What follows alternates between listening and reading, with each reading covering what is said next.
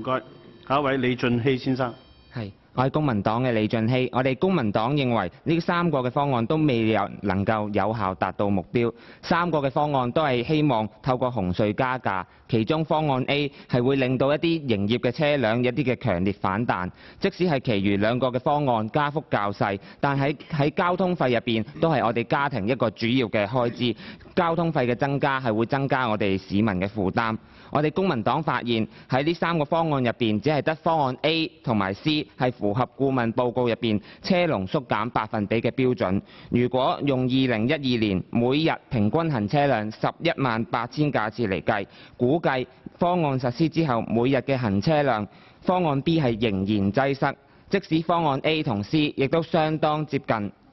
呢個擠塞嘅水平，難以達至顧問報告裡面改善擠塞情況嘅條件。如果採納對公共交通工具影響較少嘅方案 C， 我哋公民黨擔心東隧喺繁忙時間會同紅隧一樣咁塞。顧問公司推算東隧嘅行車量會增加到4800架次，即係話高峰每小時將會增加去到6000架次，情況會同紅隧嘅高峰時段相若，甚至會出現比紅隧更壞嘅塞車情況。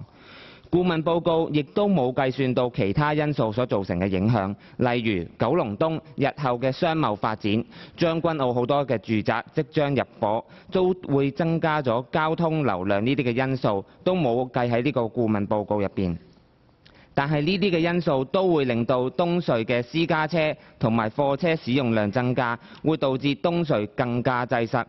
喺討論文件入邊，政府話唔考慮用西隧作為一個分流嘅計劃裏面，原因係周邊嘅道路唔能夠負荷到西隧嘅車流。我非常之唔明白點解當初規劃一條有11萬行車量嘅隧道，周邊係冇相應嘅配套。而家紅隧同東隧佢周邊都係不勝負荷㗎，所以我唔明白點解會有一個藉口係話西隧嘅附近嘅車流會係不勝負荷西隧自己本身。